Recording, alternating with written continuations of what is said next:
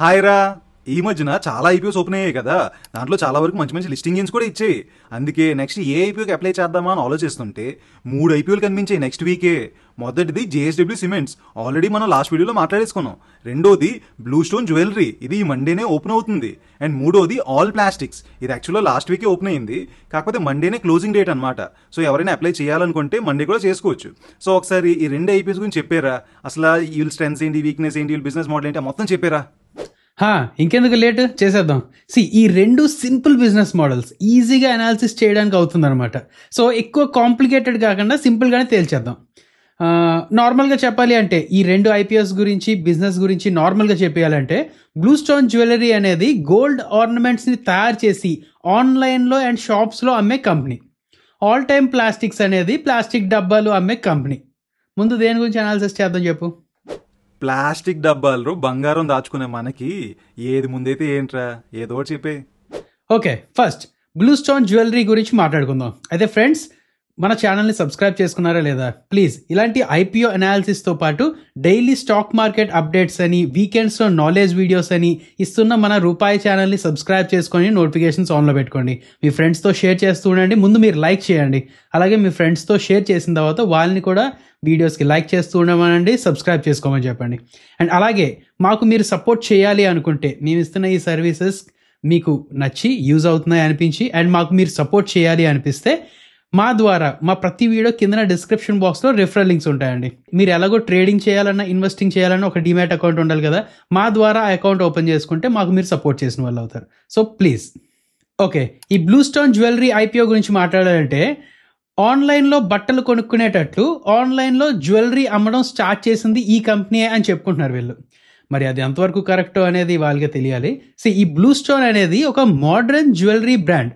వీళ్ళు ట్రెడిషనల్ జ్యువెలర్స్లో కాకుండా digital first Omni channel మోడల్లో పనిచేస్తూ ఉంటారు. అంటే వాళ్ళ డిజైన్స్ని వెబ్సైట్లో చూపించి, అంటే మనం ఆ డిజైన్స్ని వెబ్సైట్లో చూడొచ్చు, యాప్లో ఆర్డర్ చేసుకోవచ్చు, లేదా ఫిజికల్ స్టోర్స్కి వెళ్ళి కూడా ట్రై చేసుకోవచ్చు.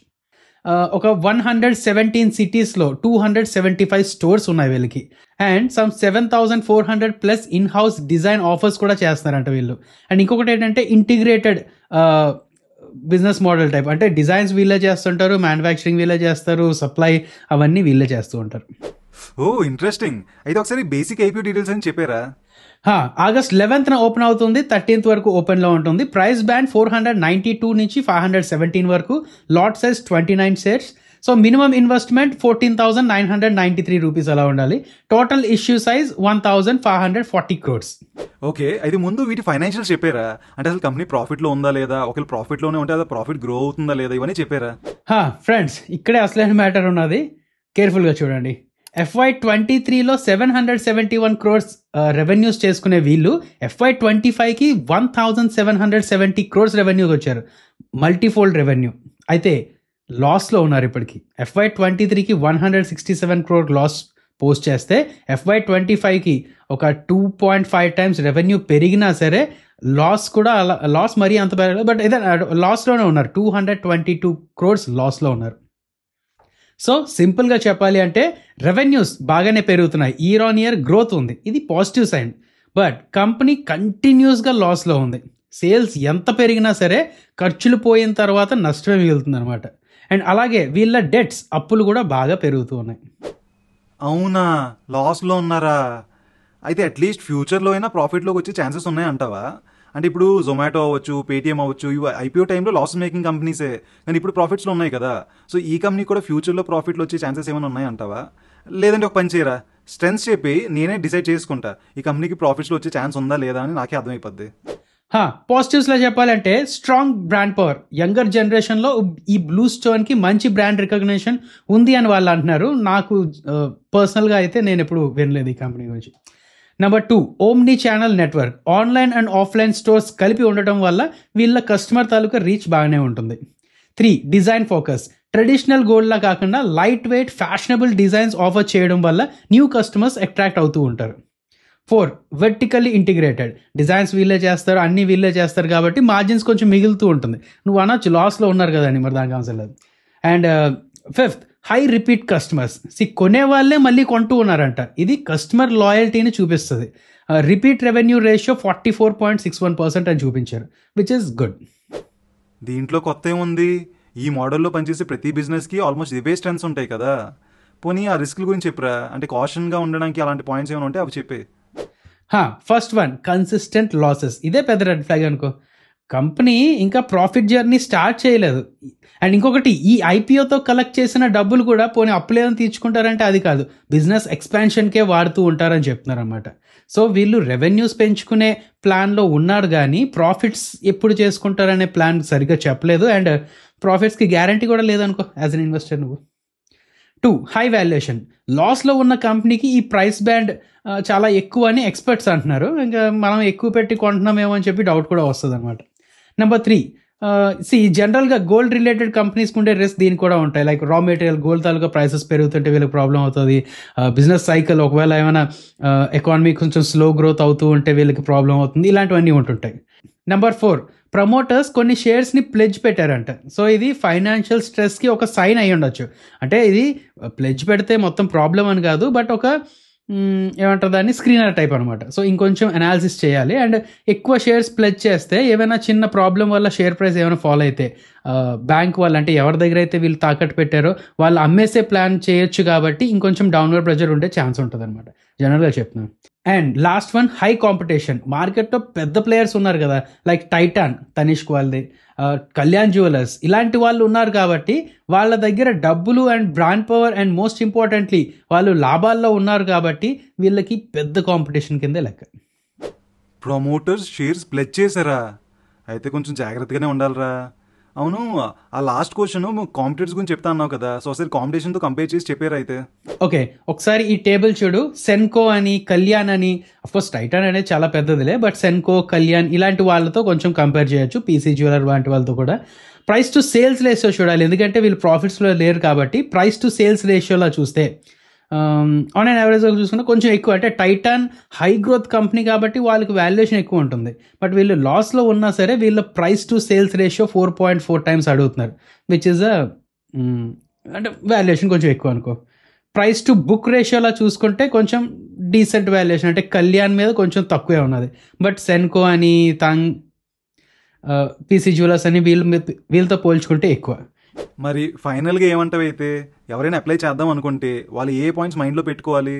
ఓకే, ఫైనల్గా చెప్పాలి అంటే రిస్క్ ఏంటి, రివార్డ్ ఏంటి, స్ట్రెంగ్త్స్ ఏంటి అనేది మీరు అందరూ చూసుకున్నారు కాబట్టి ఒకటి ఏంటంటే, ఒకవేళ నువ్వు ఇందాక అన్నట్టు జొమాటో, పేటిఎం లాగా టర్న్ అరౌండ్ అవుతుంది, లాసెస్ నుంచి ప్రాఫిట్లోకి వస్తుంది అని మీరు నమ్ముతున్నట్టు ఉంటే, అండ్ మీ అనాలిసిస్ కూడా అంటే ఇంకంతే మీకు స్పెక్యులేషన్ టైపే అనమాట, అండ్ మీరు అగ్రెసివ్ ఇన్వెస్టర్స్ అయితే ఒకసారి మీరు అనాలిసిస్ చేసుకోండి.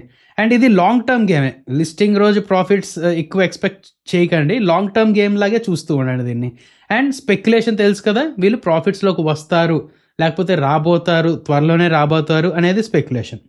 బట్ బిగినర్స్కి నేను చెప్తుంది ఏంటంటే బెటర్ అవాయిడ్ అండి. ఇంకా మంచి మంచి ఐపీఓస్ అన్నీ వస్తున్నాయి కదా, లాస్ మేకింగ్ కంపెనీ, అందులోని వాల్యుయేషన్ కొంచెం ఎక్కువ ఉన్న కంపెనీ, కాంపిటీషన్ ఎక్కువ ఉన్న కంపెనీ, అండ్ రిస్క్ కూడా ఎక్కువ ఉన్న కంపెనీలో ఎందుకు ఇన్వెస్ట్ చేయడం? నువ్వు చెప్పింది కరెక్టే. సో ఫ్రెండ్స్, మీ పాయింట్స్ అన్ని అర్థమయ్యే అనుకుంటున్నాం. సో మీ అనాలిసిస్ మీరు కూడా చేసుకొని అప్పుడే ఫైనలైజేషన్ తీసుకోండి. సో నెక్స్ట్ ఐపీఓకి వస్తే ఆల్ టైమ్ ప్లాస్టిక్స్. సో చెప్పురా, ఈ ఆల్ టైమ్ ప్లాస్టిక్స్ అయినా ఆల్ టైమ్ ప్రాఫిట్స్లో ఉందా లేదా, మనకు ఆల్ టైమ్ రిటర్న్స్ ఇస్తుందా లేదా? ఈ ఆల్ టైమ్ ప్లాస్టిక్స్ ఒక పెద్ద ప్లాస్టిక్ కన్జ్యూమర్ ప్రొడక్ట్స్ మ్యానుఫ్యాక్చర్. వీళ్ళు మనం రోజు యూజ్ చేసే kitchenware, tableware, bathware లాంటి ఐటమ్స్ని తయారు చేస్తారన్నమాట. వీళ్ళ మెయిన్ బిజినెస్ 2 రకాలు. ఒకటి B2B, బిజినెస్ టు బిజినెస్, అంటే పెద్ద పెద్ద ఇంటర్నేషనల్ రీటైల్ కంపెనీస్కి వాళ్ళ బ్రాండ్ నేమ్ మీద ప్రోడక్ట్స్ తయారు చేసి ఇస్తారు. అంటే ప్లాస్టిక్ డబ్బాలు వీళ్ళే తయారు చేస్తారు, బట్ బ్రాండ్ నేమ్ వేరే వాళ్ళది వేసి వాళ్ళకి అమ్మేస్తారు అనమాట. దీన్నే వైట్ లేబుల్ మ్యానుఫ్యాక్చరింగ్ అంటారు. వీళ్ళ బిగ్గెస్ట్ కస్టమర్ ఎవరో తెలుసా? ఐకియా లాంటి కంపెనీస్ ఉన్నాయన్నమాట. అండ్ రెవెన్యూలో 85% ఇక్కడ నుంచే వస్తుంది. B2B నుంచే 85% ఆఫ్ ద రెవెన్యూస్ వస్తున్నాయి. And B2C, business to customer, మనకి మార్కెట్లో కనిపించే ఆల్ టైమ్ అనే బ్రాండ్ పేరుతో వీళ్ళు ప్రోడక్ట్స్ అమ్ముతారన్నమాట.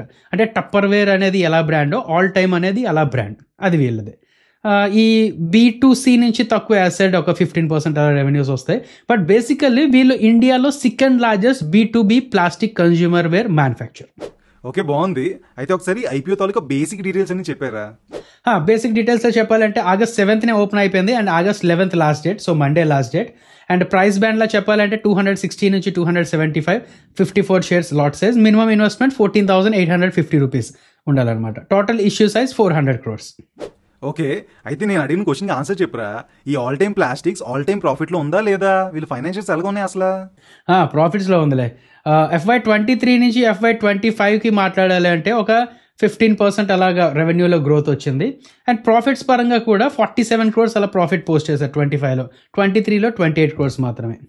సింపుల్గా చెప్పాలి అంటే కంటిన్యూస్గా రెవెన్యూస్ పెరుగుతూ ఉన్నాయి, which is a positive sign. And profits కూడా మంచిగా గ్రో అయిందనమాట. అయితే కమింగ్ క్వార్టర్స్లో కూడా ఎలా పోస్ట్ చేస్తుంటారు ఏంటనేది చూస్తూ ఉండాలి. అండ్ వీళ్ళు ఐపీఓలో డబ్బులు రేస్ చేస్తున్నారు కదా, అందులో కొంత అప్పులు తీర్చడానికి అండ్ అలాగే మానేక్పూర్ అనే ఒక ఫ్యాక్టరీ ఉన్నదనమాట, దాన్ని ఎక్స్పాండ్ చేయడానికి వాడుతున్నారు. ఓకే, అయితే ఈ కంపెనీ వాళ్ళకి స్ట్రెంగ్స్ ఏంటో చెప్పరా. స్ట్రెంగ్స్లో చెప్పాలి అంటే ఒకటి ప్రాఫిటబుల్ అండ్ గ్రోయింగ్. కంపెనీ కన్సిస్టెంట్గా ప్రాఫిట్స్లో ఉంది, సేల్స్ కూడా పెరుగుతున్నాయి. 2 స్ట్రాంగ్ B2B క్లయింట్స్, ఐకియా లాంటి పెద్ద ఇంటర్నేషనల్ క్లయింట్స్తో వీళ్ళ లాంగ్ టర్మ్ రిలేషన్ ఉన్నది. 3 ఎక్స్పీరియన్స్ ప్రమోటర్స్, కంపెనీకి ఈ ఫీల్డ్లో చాలా ఇయర్స్ అనుభవం ఉంది. 4 గ్రోయింగ్ మార్కెట్, ఇండియాలో కన్జ్యూమర్ వేర్ మార్కెట్ ఫాస్ట్గా గ్రో అవుతుంది అనమాట, అది ఈ కంపెనీకి హెల్ప్ అవుతుంది. సో మీకు చెప్పాం కదా, ఆపర్చునిటీస్లో చూసుకుంటే ఈ కన్జ్యూమర్ వేర్ తాలూకా మార్కెట్ పెరుగుతూ ఉన్నది, అది ఈ కంపెనీకి ఆపర్చునిటీ. అది వీళ్ళు స్ట్రెంగ్త్లో మార్చుకోగలుగుతున్నారా లేదా? మార్చుకోగలరు. ఎందుకు? సెకండ్ లార్జెస్ట్ వీళ్ళు ఇండియాలో. మరి రిస్క్ల పరిస్థితి ఏంటి? పాలు పితికినోడు పేడ కూడా ఎత్తాలి కదా. సో స్ట్రెంగ్స్తో పాటు రిస్క్ కూడా ఉంటుంది. రిస్క్ ఏంటంటే హై కన్జ్యూమర్ డిపెండెన్సీ.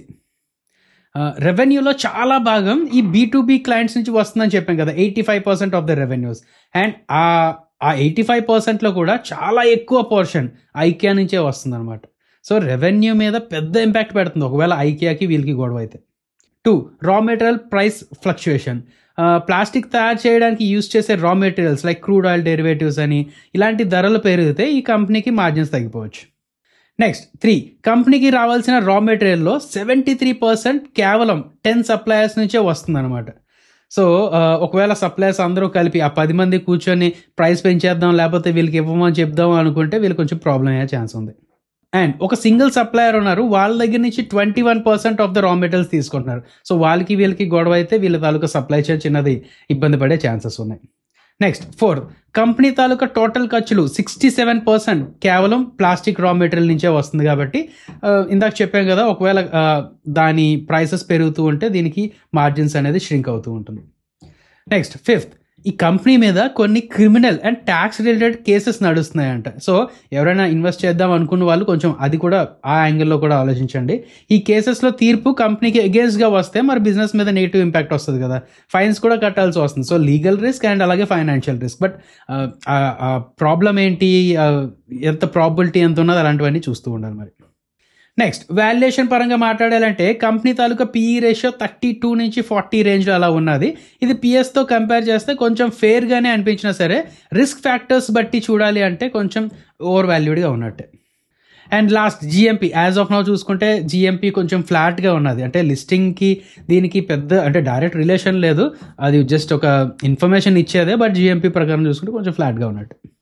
ఓకే, అయితే ఈ కంపెనీ తాలూకా వాల్యుయేషన్స్ బాగున్నాయని చెప్పావు కదా, అది ఎలా చెప్పావు? అంటే ఆల్రెడీ వీళ్ళ కాంపిటీటర్ ఎవరైనా స్టాక్ మార్కెట్ లిస్ట్ అయ్యి ఉన్నారా? వాళ్ళతో కంపేర్ చేసుకుంటే వీళ్ళ వాల్యుయేషన్స్ బాగున్నాయని చెప్తున్నావా? ఒకవేళ కాంపిటీటర్ ఆల్రెడీ ఉంటే ఆ కాంపిటీటర్తో కంపేర్ చేసి కూడా ఒకసారి చెప్పారా? వీళ్ళకి సెల్లో వరల్డ్ అని చెప్పి వాళ్ళతో డైరెక్ట్ కాంపిటీషన్, అలాగే శైలి ఇంజనీరింగ్ ప్లాస్టిక్ లిమిటెడ్స్ అని చెప్పి ఉన్నది. ఆ PEలో మాట్లాడాలంటే వాళ్ళిద్దరూ 80-40లో అలా ట్రేడ్ అవుతున్నారు, వీళ్ళు 32 అలాగా అడుగుతున్నారు. అసెట్ వాల్యుయేషన్స్ పరంగా నెంబర్స్ ప్రకారం చూడాలి అంటే ఫెయిర్లీ వాల్యూడ్. బట్ వీళ్ళ తాలూకా రిస్క్ ఉన్నాయి కాబట్టి ఆ రిస్క్తో పోల్చుకుంటే కొంచెం ఓవర్ వాల్యుయేషన్లో ఉన్నదన్నమాట. ROCE పరంగా మాట్లాడుకుంటే తక్కువ వీళ్ళది, ROE పరంగా మాట్లాడుకుంటే మాత్రం ఎక్కువ. బట్ IPO లిస్ట్ అయిన తర్వాత ఎలా మారుతుంది ఏంటనేది చూడాలి. ఇంకొక విషయం ఏంటంటే ఆల్ టైమ్ ప్లాస్టిక్స్ అనేది B2B, అందులోని ఎక్స్పోర్ట్స్ మీద ఎక్కువ ఓరియంట్ ఉన్నది. సెల్లో వరల్డ్ ఏంటంటే B2C, ఈ సెల్లో తాలూకా డబ్బాలు అవన్నీ ఎక్కువ చూసే ఉంటారు కదా మీరు. అలాగే శైలి ఇంజనీరింగ్ కూడా B2B మ్యానుఫ్యాక్చరింగ్ అనమాట. సరే, ఫైనల్గా ఏమంటావు అయితే? ఫైనల్గా చెప్పాలి అంటే నేను లాంగ్ టర్మ్ కోసం ఇన్వెస్ట్ చేస్తాను, కంపెనీ గ్రోత్ మీద నమ్మకం ఉన్నది అండ్ లిస్టింగ్ గెయిన్స్ కోసమే కాదు జస్ట్ లాంగ్ టర్మ్గా కోసం చూస్తున్నాను అనుకున్న వాళ్ళు. అండ్ అలాగే అంటే మరీ హై రిస్క్ అని చెప్పను, బట్ మోడరేట్ రిస్క్ అయితే ఉంటుందన్నమాట. సో కంపెనీ ప్రాఫిటబుల్గా ఉంది కాబట్టి అది కొంచెం ప్లస్ పాయింటే. అండ్ ఆనంద్ రాఠీ లాంటి బ్రోకరేజ్ సంస్థలు సబ్స్క్రైబ్ రేటింగ్ కూడా ఇచ్చారు.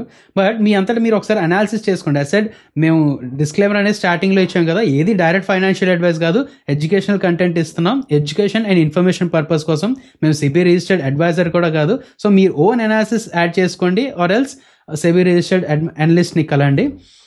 బట్ అదే కాషియస్గా ఉండాల్సిన అవసరం ఏంటనేది చెప్పాం కదా, రిస్క్ అనేది చెప్పాం కదా. Heavily depended on single customer and heavily depended on few suppliers. So అంత కాన్సన్ట్రేషన్ రిస్క్ ఉన్నప్పుడు కొంచెం తక్కువ వాల్యుయేషన్స్లోనే ట్రేడ్ అవుతూ ఉంటాయి అలాంటి స్టాక్స్ అనేది. బట్ ఓకే, లాంగ్ టర్మ్ పరంగా ఉంచుకుంటే మార్కెట్ బాగుంది, ప్లాస్టిక్ వేర్ తాలూకా మార్కెట్ బాగున్నది కాబట్టి మీరు అనాలిసిస్ అనేది చేసుకోవచ్చండి. సో ఫ్రెండ్స్, ఈ 2 IPOs గురించి మీకు అర్థమైంది అనుకుంటున్నాను. అండ్ ఈ వీడియో నచ్చినట్లయితే ఫాస్ట్గా లైక్ చేసి మీకు ఈ వీడియో ఎలా అనిపించిందో కామెంట్ సెక్షన్లో మాకు చెప్పేయండి. అలాగే ఇంకా మీరు సబ్స్క్రైబ్ చేసుకోకపోతే ఫాస్ట్గా సబ్స్క్రైబ్ చేసుకోండి, ఎందుకంటే నెక్స్ట్ ఇంకా మంచి మంచి వీడియోస్ రాబోతున్నాయి. మరి అవన్నీ మిస్ అవ్వకూడదంటే సబ్స్క్రైబ్ చేసుకోవాలి కదా. చేస్తారా? పక్కనే బెల్ నోటిఫికేషన్ ఉంది కదా, అది కూడా క్లిక్ చేసేయండి. మేము వీడియో పెట్టగానే మీకు నోటిఫికేషన్ వచ్చేస్తుంది. చేస్తారా? ఓకే, అయితే బాయ్ మరి.